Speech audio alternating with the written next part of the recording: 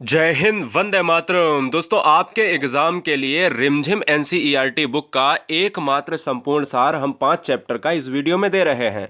अभी तक वो चैप्टर आपने नहीं देखे होंगे यूट्यूब पर जो मैं इस वीडियो में पढ़ाने वाला हूं, और डायरेक्ट टू डायरेक्ट यहां पर यहीं से क्वेश्चंस बन रहे हैं।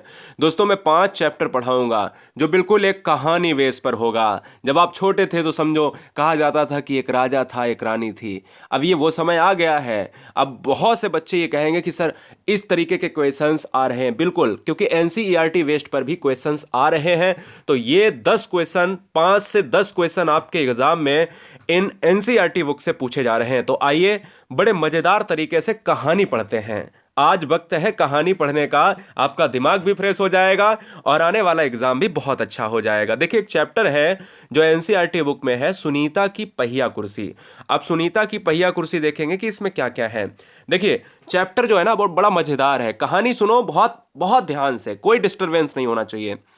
सुनीता सुबह 7 बजे सोकर उठी। कुछ देर तो वह अपने बिस्तर पर ही बैठी रही। वह सोच रही थी कि आज उसे क्या क्या काम करने हैं। उसे याद आया कि आज तो बाजार जाना है। कभी कभी आप भी लोग सोचते होंगे कि अरे मुझे तो ये करना था। तो उसे भी याद आया कि आज तो बाजार जाना है। सोचते ही उसकी आंखों में चमक आ गई। सुनीता आज पहली बार अकेले बाजार जाने वाली थी। अभी तक वो कभी पहली बार नहीं, यानी अकेले नहीं गई थी। हमेशा जब गई है तो वो साथों साथ, किसी के साथ, किसी परिवारजन के साथ गई। उसने अपनी टांगों को हाथ से पकड़कर खींचा और उन्हें पलंग से नीचे की ओर लटकाया। फिर पलंग का सहारा लेती हुई अपनी पहिया कुर्सी तक बढ़ी। यानी अब आपको दिमाग में आया होगा कि टांगों को हाथ से पकड़कर क्यों खींचा, क्योंकि वो चल नहीं सकती है। ठीक है ना। सुनीता चलने फिरने के लिए पहिया कुर्सी की मदद लेती है। आज वह सभी काम फुर्ती से निपटाना चाहती थी। हालांकि कपड़े बदलना, जूते पहनना आदि उसके लिए कठिन काम है, पर अपने रोजाना के काम करने के लिए उसने स्वयं ही कई तरीके ढूंढ निकाले हैं। 8 बजे तक सुनीता नहा धोकर तैयार हो गई। अगर अब बात है बाजार जाने की, तो आगे देखिए क्या कहता है ये लेसन कि माँ ने मेज पर नाश्ता लगा दिया था सुनीता का। सुनीता अपनी व्हील चेयर के मदद से इस मेज पर आती है। माँ अचार की बोतल पकड़ाना सुनीता से ने कहा। यानी माँ अचार की बोतल पकड़ाना, ये देखिए, ये इंडिकेशन है कि माँ मैं नाश्ता करूंगी, जरा अचार की बोतल जो है यहाँ पर पकड़ा दीजिए। अलमारी में रखी है, ले लो, माँ ने रसोई घर से जवाब दिया। सुनीता खुद जाकर आचार ले आई। नाश्ता करते करते उसने पूछा, माँ बाजार से क्या लाना है? 1 किलो चीनी लानी है, पर क्या तुम अकेले संभाल लोगी? क्या तुम इस चीनी को ला ले आ पाओगी? तो कहती है सुनीता, क्या कहती है, पक्का। सुनीता ने मुस्कुराते हुए ऐसा कहा। सुनीता ने माँ से झोला और रुपए लिए। अपनी पहिया कुर्सी पर बैठकर वह बाजार की ओर चल दी। सुनीता को सड़क की जिंदगी देखने में मजा आता है। क्योंकि आज छुट्टी है, इसलिए हर जगह बच्चे खेलते हुए दिखाई दे रहे हैं। सुनीता थोड़ी देर रुककर उन्हें रस्सी कूदते, गेंद खेलते देखती रही। वह थोड़ी उदास हो गई। वह भी उन बच्चों के साथ खेलना चाहती थी। खेल के मैदान में उसे एक लड़की दिखी जिसकी माँ उसे वापस लेने के लिए आई थी। दोनों एक दूसरे को टुकुर टुकुर देखने लगे। यानी एक मैदान था, वहां पर कुछ बच्चे खेल रहे थे। उनमें से एक माँ अपने बच्चे को बुलाने आई। उसी समय सुनीता गुजर रही थी और सुनीता का सामना इस महिला से होता है, तो वो दोनों आपस में टुकुर टुकुर देखने लगते हैं। फिर सुनीता को एक लड़का दिखा। उस बच्चे को बहुत सारे यानी बच्चे को बहुत सारे बच्चे छोटू छोटू बुलाकर चिढ़ा रहे थे, है ना। तो ये जितने भी हैं, ये चिढ़ा रहे थे इस बच्चे को कि भाई, ए छोटू इधर आ, ए छोटू उधर जा। उस लड़के का कद बाकी बच्चों से बहुत छोटा था, बिल्कुल आपको दिख रहा होगा। सुनीता को यह सब बिल्कुल अच्छा नहीं लगा। रास्ते में कई लोग सुनीता को देखकर मुस्कुराए, जबकि वह उन्हें जानती तक नहीं थी। पहले तो वह मन ही में खुश हुई, परंतु फिर सोचने लगी कि ये सब लोग मेरी तरफ भला इस तरह क्यों देख रहे हैं। खेल के मैदान वाली छोटी लड़की सुनीता को दोबारा कपड़ों की दुकान के सामने खड़ी मिली। उसकी माँ कुछ कपड़े देख रही थी। तुम्हारे पास यह अजीब सी चीज क्या है? तुम्हारे पास यह अजीब सी चीज क्या है? उस लड़की ने सुनीता से पूछा। इसने इससे पूछा कि तुम्हारे पास यह अजीब सी चीज क्या है? यह तो बस एक, सुनीता जवाब देने लगी कि परंतु उस लड़की की, यानी यह तो बस एक डॉट डॉट। सुनीता जवाब देने लगी, परंतु उस लड़की की मां ने गुस्से में आकर लड़की को सुनीता से दूर हटा लिया। कहा चलो घर, है ना। इस तरीके से क्या बात कर रही हो उससे, समझ में आया। इस तरह का सवाल नहीं पूछना चाहिए। फरीदा, यानी बुश बिटिया का नाम है फरीदा, जो सुनीता से सवाल पूछ रही थी। अच्छा नहीं लगता, मां ने कहा। मैं दूसरे बच्चों से अलग नहीं हूं, सुनीता ने दुखी होकर कहा। उसे फरीदा की मां का व्यवहार समझ में नहीं आया। अंत में सुनीता बाजार पहुंच गई। दुकान में घुसने के लिए उसे सीढ़ियों पर चढ़ना था। उसके लिए यह कर पाना बहुत मुश्किल था। आसपास के सब लोग जल्दी में थे, किसी ने उसकी तरफ ध्यान नहीं दिया। अचानक जिस लड़के को छोटू छोटू कहकर चिढ़ाया जा रहा था, वह उसके सामने आकर खड़ा हो गया। जो छोटा था, उसको चिढ़ा रहे थे बच्चे मैदान में। और उसने क्या कहा पता है? उसने कहा, मैं अमित हूं। उसने अपना परिचय दिया। क्या मैं तुम्हारी कुछ मदद कर सकता हूं या मैं मदद करूं? मेरा नाम सुनीता है, ऐसा सुनीता ने कहा। सुनीता ने राहत की सांस ली और मुस्कुराकर बोली, पीछे के पैडल को पैर से जरा दबाओगे, यानी उसकी व्हील चेयर को। अब देखिए यहां पर अगर आप चित्र में देखोगे तो इस पैडल को दबा रहा है। क्या आप मेरी मदद इस तरीके से करोगे? अमित से कहा। हाँ हाँ, अमित कहता है। हाँ हाँ जरूर, कहते हुए अमित ने पहिया कुर्सी को टेढ़ा करके उसके अगले पहिए को पहली सीढ़ी पर रखा। फिर उसने पिछले पहिए को भी क्या रखा? पिछले पहिए को भी ऊपर चढ़ाया। सुनीता ने अमित को धन्यवाद दिया और कहा, अब मैं दुकान तक पहुंच सकती हूं। दुकान में पहुंचकर सुनीता ने 1 किलो चीनी मांगी। दुकानदार उसे देखकर मुस्कुराया। चीनी की थैली पकड़ने के लिए उसने हाथ आगे बढ़ाया ही था कि दुकानदार ने थैली उसकी गोदी में रख दी।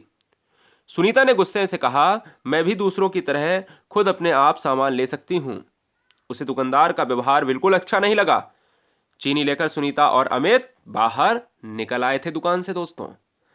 अब ये बताओ कि लड़की कितनी अच्छी है। लड़की देख रहे हो, लड़की ये कहती है कि मैं तो बिल्कुल दूसरे बच्चों की तरह हूं।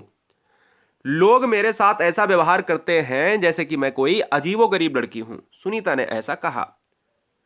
शायद तुम्हारी पहिया कुर्सी के कारण ही वे ऐसा व्यवहार करते हैं, यह अमित ने कहा, क्योंकि इस समय अमित और सुनीता दुकान से बाहर आ चुके हैं। पर इस कुर्सी में भला ऐसी क्या खास बात है? मैं तो बचपन से ही इस पर बैठकर इसे चलाती हूं, सुनीता ने ऐसा कहा। अमित ने पूछा, पर तुम इस पर क्यों बैठती हो? मैं पैरों से चल नहीं सकती। इस पहिया कुर्सी के पहियों को घुमाकर ही मैं चल फिर पाती हूं। लेकिन फिर भी मैं दूसरे बच्चों से अलग नहीं हूं। मैं वे सारे काम कर सकती हूं जो दूसरे बच्चे कर सकते हैं, सुनीता ने कहा। अमित ने अपना सिर ना में हिलाया और कहा, मैं भी वे सारे काम कर सकता हूं जो दूसरे बच्चे कर सकते हैं, पर मैं भी दूसरे बच्चों से अलग हूं, इसी तरह तुम भी अलग हो। तो यहां पर आगे बात आती है सुनीता और अमित की, कि सुनीता कहती है आगे कि नहीं, हम दोनों दूसरे बच्चों जैसे ही हैं। अमित ने दोबारा फिर सिर ना में हिला दिया और कहा, देखो तुम पहिया कुर्सी पर बैठकर चलती हो, मेरा कद बहुत छोटा है, हम दोनों ही बाकी लोगों से कुछ अलग हैं। सुनीता कुछ सोचने लगी। उसने अपनी पहिया कुर्सी आगे की ओर खिसकाई। अमित भी उसके साथ साथ चलने लगा। सड़क पार करते समय सुनीता को फरीदा फिर नजर आती है, यानी वही फरीदा जिसकी मां उसको खींच कर ले जाती है घर। इस बार फरीदा ने कोई सवाल नहीं पूछा। अमित झट से सुनीता की पहिया कुर्सी के पीछे चढ़ गया। फिर दोनों पहिया कुर्सी पर सवार होकर तेजी से सड़क पर आगे बढ़े। फरीदा भी उनके साथ साथ दौड़ी। इस बार भी लोगों ने उन्हें घूरा, परंतु अब सुनीता को उसकी परवाह नहीं थी दोस्तों। तो यहां पर देखिए, ये दौड़ रहा, ये फरीदा है, लोगों ने घूरा, है ना, जा रही है घर, और यहां पर उसको कोई परवाह नहीं थी। तो ये चैप्टर दोस्तों सुनीता की एक कुर्सी की कहानी, और सुनीता और अमित और फरीदा की माँ और बाजार की एक कहानी और चीनी की कहानी। तो इससे क्या लगता है कि यहाँ पर सुनीता ये समझती है कि कहीं ना कहीं हम भी कहीं ना कहीं सबके जैसे हैं। एक किरमिच की गेंद, अब सब मैं पढ़ाऊंगा, 5 चैप्टर आप पढ़ लीजिएगा, आपको आनंद आएगा, याद आएगा। और ये देखिए दोस्तों, इसमें डायरेक्ट टू डायरेक्ट क्वेश्चंस मिल जाएंगे। आप कहोगे क्वेश्चंस कैसे? क्वेश्चन तभी आप कर पाओगे जब कहानी पढ़ोगे, कविता पढ़ोगे। अब ऐसी ऐसी मैं कहानी पढ़ाऊंगा जैसे आपको बचपन की याद दिलवा दूंगा, जैसे आपके दादा दादी नाना और नानी आपकी मम्मी कहानी सुनाया करती थी। किरमिच की गेंद एक चैप्टर है आपकी एनसीईआरटी बुक में, और वो भी बहुत पूछा जा रहा है। एक नई कहानी शुरू होती है, सुनिएगा। गर्मी की छुट्टियां थीं। दोपहर के समय दिनेश घर में बैठा कोई कहानी पढ़ रहा था। तभी पेड़ के पत्तों की को हिलाती हुई कोई वस्तु धम से घर के पीछे वाले बगीचे में गिरी। दिनेश आवाज से पहचान गया कि वह वस्तु क्या हो सकती है। वह एकदम से उठकर बरामदे की चिक सरकाकर बगीचे की ओर भागा। अरे अरे बेटा, कहाँ जा रहा है? बाहर लू चल रही है। दिनेश की माँ मशीन चलाते चलाते एकदम जोर से बोली कि कहाँ दिनेश, कहाँ जा रहे हो? बाहर बाहर मत जाओ, लू चल रही है, लग जाएगी, बीमार पड़ जाओगे। परंतु दिनेश रुका नहीं। उसने पैरों में चप्पल भी नहीं पहनी। जून का महीना था, धरती तवे की तरह तप रही थी, पर दिनेश को पैरों के जलन की भी चिंता नहीं थी। वह जहां से आवाज आई थी वह उसी ओर भाग चुका था। सामने की क्यारी में भिंडियों के ऊंचे ऊंचे पौधे थे। एक ओर सीताफल की घनी बेल फैली हुई थी। क्यारियों के चारों ओर हरे हरे केले के वृक्ष लहरा रहे थे। दिनेश ने जल्दी जल्दी भिंडियों के पौधों को उलटना पलटना आरंभ किया, क्योंकि सब्जी थी, क्यारियां थीं, कद्दू था, कद्दू को सीताफल कहा जाता है। जब वहां कुछ नहीं मिला तो उसने सारी सीताफल की बेल छान मारी। बराबर में ही घूस ने गड्ढे बना रखे थे। ढूंढते ढूंढते जब उसकी निगाह उधर गई तो सामने देखा कि गड्ढे के ऊपर ही एक बिल्कुल नई चमचमाती किरमिच की गेंद पड़ी हुई है, जो आप चित्र में देख रहे हो। दिनेश ने हाथ बढ़ाकर गेंद उठा ली। लगता था जैसे किसी ने उसे आज ही बाजार से खरीदा है। उसने उसे उलट पलट कर देखा, परंतु कुछ भी समझ में नहीं आया। नजर उठाकर उसने पास की तिमंजली इमारत की तरफ देखा कि हो सकता है किसी बच्चे ने इसे ऊपर से फेंका हो, परंतु इस इमारत से यानी इमारत के इस ओर खुलने वाले सभी दरवाजे और खिड़कियां बंद थे। यानी जिस समय वो देख रहा होता है तो मकान का जो ऊपर 3 मंजिल मकान है वो पूरी तरीके से उसके दरवाजे भी और खिड़कियां भी बंद थीं। तो गेंद कैसे आ सकती है? छत की मुंडेर से लेकर नीचे तक तेज धूप चिलचिला रही थी। फिर कौन खरीद सकता है नई गेंद? दिनेश ने सुधीर, अनिल, अरविंद, आनंद, दीपक सभी के नाम मन में दोहराए, यानी जो मित्र होंगे। यदि गेंद खरीदी भी है तो इस दोपहरी में इसे नीचे कौन फेंकेगा? हो ना हो यह गेंद बाहर से ही आई है। उसने सड़क पर बने गोल चक्कर के बगीचे की ओर देखा, परंतु वहां पर केवल 2-4 गाय ही दिखाई पड़ी, जो पेड़ों के नीचे सुस्ता रही थीं, धूप की वजह से आराम कर रही थीं। उसे ध्यान आया कि जाने कितनी बार अपने मोहल्ले के बच्चों की गेंदें क्रिकेट खेलते हुए दूर चली गईं और फिर कभी नहीं मिली। एक बार तो एक गेंद एक चलते हुए ट्रक में भी जा पड़ी थी। तभी भीतर से माँ की आवाज आई, अरे दिनेश, तू सुनेगा नहीं? सब अपने अपने घरों में सो रहे हैं और तू धूप में घूम रहा है। दिनेश गेंद को हाथ में लिए हुए भीतर आ गया। ठंडे फर्श पर बिछी चटाई पर वह लेट गया और सोचने लगा कि भले ही यह गेंद मोहल्ले में से किसी की हो, यानी किसी की ना हो, परंतु ईमानदारी इसी में है कि एक बार सबसे पूछ लिया जाए। गर्मी की छुट्टियां थीं। बच्चों ने खेलने की सुविधा को ध्यान में रखते हुए एक क्लब बनाया हुआ था। उस क्लब में सभी बच्चों के लिए बल्ले थे। गेंद खरीदने के लिए वे आपस में क्लब का चंदा देकर पैसा इकट्ठा कर लेते थे। शाम को सारे बच्चे इकट्ठा हुए। दिनेश ने सभी से पूछा, मुझे एक गेंद मिली है, अगर तुम में से किसी की गेंद खो गई है तो वह गेंद की पहचान बताकर गेंद मुझसे ले सकता है। अरे अरे, जा जा, बड़ा आया गेंद वाला, क्या सबूत है कि यही गेंद नीचे फेंकी थी? अनिल ने पूछा। दीपक ने कहा, हाँ सबूत है, मुझे गेंद दिखा दो, मैं फौरन बता दूंगा। दिनेश ने देखा कि झगड़ा बढ़ रहा है। गेंद हथियाने के लिए दीपक सुधीर और सुनील का सहारा ले रहा है। वह जानता था कि यदि गेंद दीपक के पास चली गई तो ये तीनों मिलकर खेलेंगे। अच्छा, मैं गेंद ला रहा हूं, परंतु जब तक पक्का सबूत नहीं मिलेगा तब तक मैं किसी को गेंद नहीं दूंगा, ऐसा दिनेश कहता है। क्या कहता है? ऐसा दिनेश कह रहा है कि भैया जब तक सबूत नहीं मिलेगा तब तक नहीं दूंगा। गेंद आ गई। दीपक उसे देखते ही बोला, यह मेरी है, यही है मेरी गेंद, यह लाल रंग का निशान मेरी ही गेंद पर था। वाह, सभी गेंदों पर ऐसे ही निशान होते हैं, अनिल ने दिनेश के साथ देते हुए कहा। दीपक ने फिर जोर लगाया, मैं अपने पापा से कहलवा सकता हूं कि गेंद मेरी है। अरे जा, ऐसे मैं तो अपने बड़े भाई से भी कहलवा सकता हूं कि गेंद दिनेश की है, अनिल ने कहा। कुछ भी हो, गेंद मेरी है, दीपक ने उसे धरती पर मारते हुए कहा कि धरती पर टप्पा पड़ते हुए ये मेरी गेंद में ऐसी ही आवाज आती है ना। कितनी अच्छी बात है, बच्चे होते ना, हम लोगों ने भी ऐसा किया होगा। मेरे साथ बाजार चल, दुकानों पर जितनी गेंदें हैं सभी के टप्पे की आवाज ऐसी ही होगी, अनिल ने फिर उसकी बात काट दी। यानी दूसरा दोस्त कहता है कि भाई मैं इसको क्यों मिलने दूं, अच्छी बात है कि मैं तो इसे सड़क पर ही फेंक दूंगा, देखूं कैसे कोई खेलेगा। दीपक ने जैसे ही गेंद को सड़क पर फेंकने के लिए हाथ उठाया कि अनिल और दिनेश ने उसे पकड़ लिया। अब दीपक ने रुआसे होते हुए अपना अंतिम हथियार आजमाया, बोला, या तो गेंद मुझे दे दो, नहीं तो मैं इसके पैसे सुनील से लूंगा। अब तो सुनील, दीपक और सुधीर का गुट मजबूत होने लगा। तीनों का ही कहना था कि गेंद दीपक की है और उसे ही मिलनी चाहिए। दिनेश तब तक चुप था। वास्तव में दिनेश का मन उस समय सबके साथ मिलकर उसे उस गेंद से खेलने को कर रहा था। बोला, अब चुप भी रहो, झगड़ा बाद में कर लेंगे, अपने अपने बल्ले ले आओ, पहले खेल लें। 5 मिनट के भीतर ही खेल आरंभ हो गया।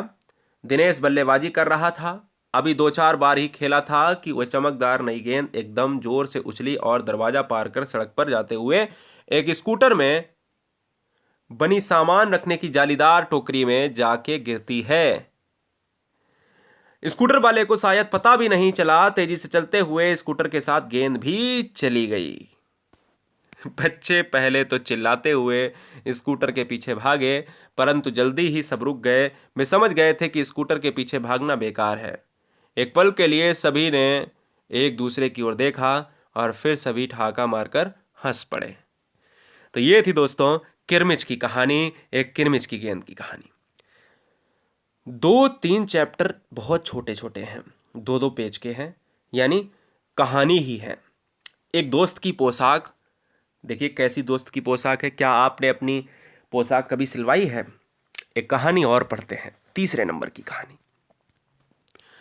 एक बार नसरुद्दीन अपने पुराने दोस्त जमाल साहब से मिले।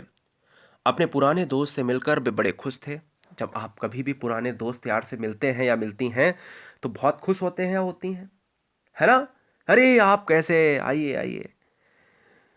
कुछ देर गपशप करने के बाद उन्होंने कहा, चलो दोस्त मोहल्ले में घूम आए। जमाल साहब ने जाने से मना कर दिया। हम तो सोचे कि जान से मारने की धमकी दे दी।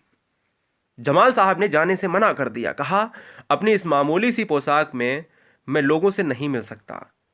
नसीरुद्दीन ने कहा, बस इतनी सी बात है। अरे मेरे दोस्त, बस इतनी सी बात है। नसीरुद्दीन तुरंत उनके लिए अपनी एक भड़कीली अचकन निकाल कर लाए और कहा, इसे पहन लो, तुम इसमें अच्छे लगोगे, सब देखते रह जाएंगे, अभी मैं चित्र भी दिखाऊंगा। बन ठनकर दोनों घूमने निकले। दोस्त को लेकर नसीरुद्दीन पड़ोसी के घर गए। नसीरुद्दीन के पड़ोसी ने कहा कि ये हैं मेरे खास दोस्त जमाल साहब, आज कई सालों बाद इनसे मुलाकात हुई है। वैसे जो अचकन इन्होंने पहन रखी है वह मेरी है। यह सुनकर जमाल साहब पर तो मानो घड़ों पानी बढ़ गया हो। मतलब अगर पहनाई है पोशाक और ये कह दिया कि ये मित्र हमारे बहुत दिनों बाद मिले हैं, लेकिन आज ये कपड़े जो पहन के रखे हैं ये तो हमारे हैं। बाहर निकलते ही मुंह बनाकर उन्होंने नसरुद्दीन से कहा कि तुम्हारी कैसी अक्ल है, क्या ये बताना जरूरी था कि अचकन तुम्हारी है। तुम्हारा पड़ोसी सोच रहा होगा कि मेरे पास अपने कपड़े हैं ही नहीं। अब जरा चित्र की बात कर लेते हैं। तो ये चित्र देखिएगा, कुछ चित्र इस तरीके से है ना। तो आइए देखिए दोस्तों, अगर कहते हैं कि नसीरुद्दीन ने माफ़ी मांगते हुए कहा कि गलती हो गई जमाल साहब, अब ऐसा नहीं कहूँगा। अब नसीरुद्दीन जो है उन्हें हुसैन साहब से मिलवाने ले गए। अच्छा, मैं आपसे ये लास्ट में पूछूंगा कि मैं 3-4 कहानियाँ जो आपको पढ़ा रहा हूँ उसमें से कहानी सबसे अच्छी कौन सी थी। अब नसीरुद्दीन उन्हें हुसैन साहब से मिलवाने ले गए। हुसैन साहब ने गर्मजोशी से उनका स्वागत और सत्कार किया। जब जमाल साहब के बारे में पूछा तो नसीरुद्दीन ने कहा, जमाल साहब मेरे पुराने दोस्त हैं और इन्होंने जो अचकन पहनी है वह इनकी अपनी ही है। मार डाला। जमाल साहब फिर नाराज हो गए। बाहर आकर बोले, झूठ बोलने को किसने कहा था तुमसे? क्यों? नसीरुद्दीन ने ऐसा कहा कि तुमने जैसा चाहा वैसा मैंने ही तो कहा। कि पोशाक की बात कर कहे बिना काम नहीं चलता क्या? उसके बारे में ना कहना ही अच्छा है, जमाल साहब ने समझाया। जमाल साहब को लेकर नसरुद्दीन आगे बढ़े, तभी एक अन्य पड़ोसी मिल गए। नसरुद्दीन ने जमाल साहब का परिचय उनसे कराया। मैं आपका परिचय अपने पुराने दोस्त से करवाता हूँ, यानी करवा दूँ। ये हैं जमाल साहब, और इन्होंने जो अचकन पहनी है उसके बारे में मैं चुप ही रहूँ तो अच्छा है। क्या बात है, बड़ी ज़बरदस्त कहानी दोस्तों हमने पढ़ी है। इतनी ज़बरदस्त कहानी, नसरुद्दीन और जमाल साहब, हमें लगता है कि ये जिंदा नहीं बचे होंगे आपस में लड़ लड़ के। आइए एक हुदहुद की कहानी आपको पढ़ाते हैं, पक्षी की कहानी। आपने क्या ये वाला पक्षी देखा है कभी? आपके तो बाहर ही पक्षी घूमता रहता था, याद है ना? कभी आया होगा, आपने देखा होगा। ये पक्षी जो है ना, इसका नाम क्या है? इसका नाम दोस्तों हुदहुद भी है। अच्छा, आपके यहाँ इसको अलग अलग नाम से जाना जाता होगा। तो देखिएगा दोस्तों, आइए इसको हम देख लेते हैं। 2 पेज का है हुदहुद। एक बार सुलेमान नाम के बादशाह आकाश में उड़ने वाले अपने उड़न खटोले पर बैठे कहीं जा रहे थे। बड़ी गर्मी थी, धूप से वह परेशान हो रहे थे। आकाश में उड़ने वाले गिद्धों से उन्होंने कहा कि अपने पंखों से तुम लोग मेरे सिर पर छाया कर दो, पर गिद्धों ने ऐसा करने से मना कर दिया। सुलेमान को बड़ा अजीब लगा होगा, भाई मना कर दिया। उन्होंने बहाना बनाते हुए कहा कि हम तो इतने छोटे छोटे हैं, हमारी गर्दन पर पंख भी नहीं हैं, हम छाया कैसे कर सकते हैं। सुलेमान आगे बढ़ गए। कुछ दूर जाने के बाद उनकी भेंट हुदहुद के मुखिया से हुई। सुलेमान ने उनसे भी मदद मांगी, वह चतुर था। उसने फौरन अपने दल के सभी हुदहुदों को इकट्ठा करके बादशाह सुलेमान के ऊपर छाया कर दी। सुलेमान बोले, मैंने गिद्धों से भी मदद मांगी थी, वे मेरी मदद कर सकते थे, पर उन्होंने मेरी मदद नहीं की। तुम गिद्धों से छोटे हो परंतु चतुर अधिक हो, तुम सबने मिलकर मेरी सहायता की है।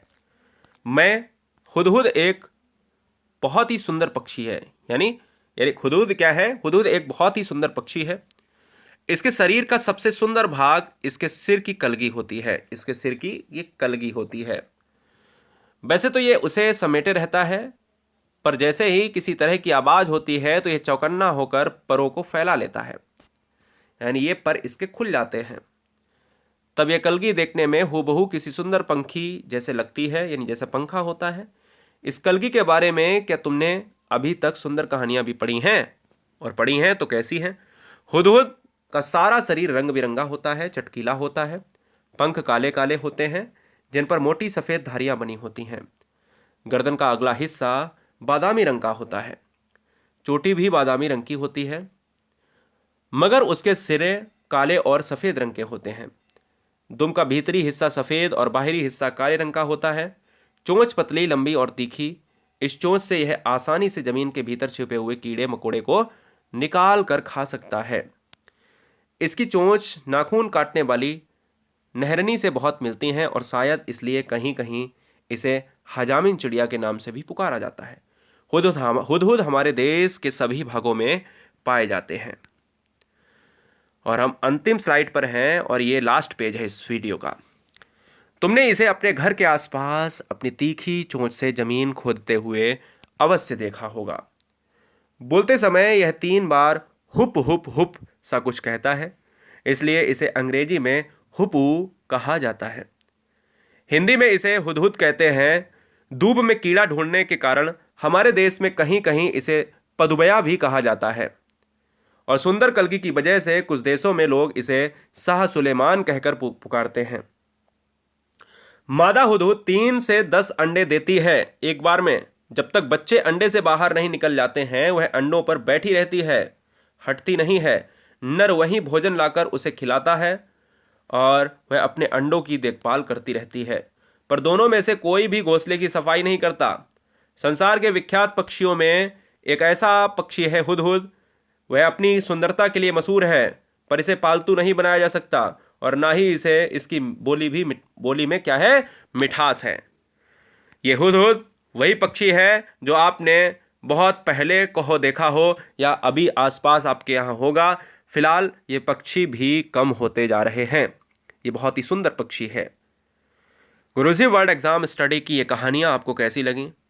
ये 25 मिनट की वीडियो में हमने 4 से 5 कहानियों को ख़त्म किया। अब नीचे कमेंट बॉक्स में ये ज़रूर बताइए कि ये कौन सी कहानी आपको बहुत बेस्ट लगी। क्या सारी कहानी बेस्ट लगी, या उस पर्टिकुलर कहानी का नाम लिखिए जो बहुत अच्छी लगी। जय हिंद, वंदे मातरम। मिलेंगे नेक्स्ट वीडियो में, तब तक के लिए आप सभी, देखिए मैंने आपसे नहीं कहा कि आप ईमानदारी से सब्सक्राइब करें या कतई ना करें, लेकिन हाँ सिलेक्शन चाहिए तो सब्सक्राइब कर लें और वीडियो को लाइक कर लें। जय हिंद।